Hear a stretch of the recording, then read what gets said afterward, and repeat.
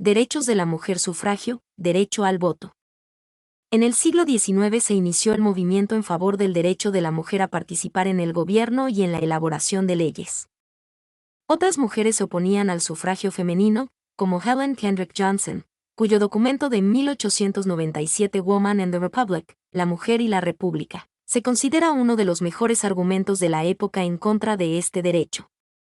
Los ideales del sufragio femenino se desarrollaron a la vez que los del sufragio universal, y hoy, el voto de la mujer es un derecho recogido por la Convención sobre la Eliminación de todas las formas de discriminación contra la mujer.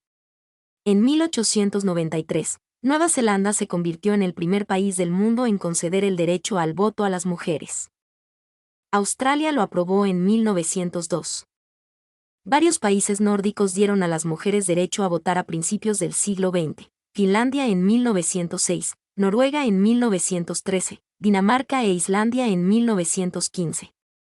Con el final de la Primera Guerra Mundial, otros países siguieron el ejemplo, los Países Bajos en 1917, Austria, Azerbaiyán, Canadá, Checoslovaquia, Georgia, Polonia y Suecia en 1918, Alemania y Luxemburgo en 1919, Estados Unidos en 1920.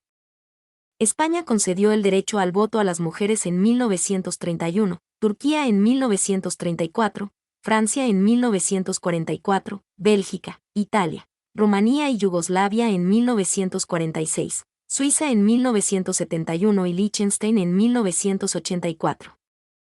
En Latinoamérica, algunos países dieron a las mujeres el derecho a votar en la primera mitad del siglo XX. Ecuador 1929, Brasil 1932, El Salvador 1939, República Dominicana 1942, Guatemala 1956, Argentina 1946, México 1955 y Honduras 1955.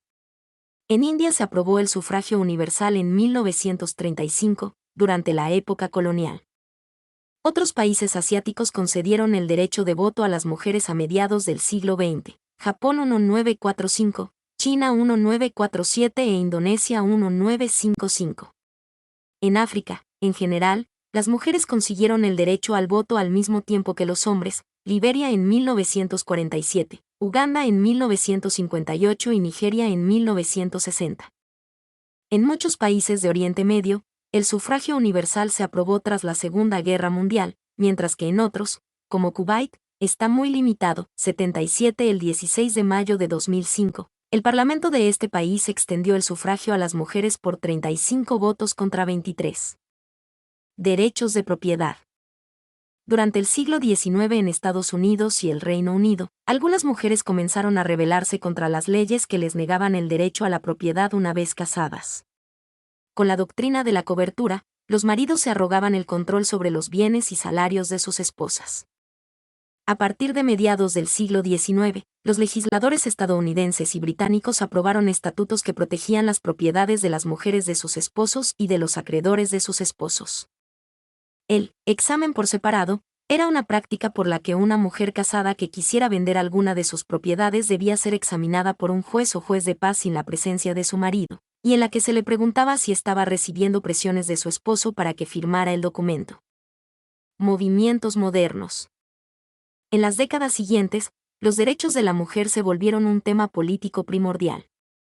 En la década de 1960, el movimiento recibió el nombre de feminismo o liberación femenina.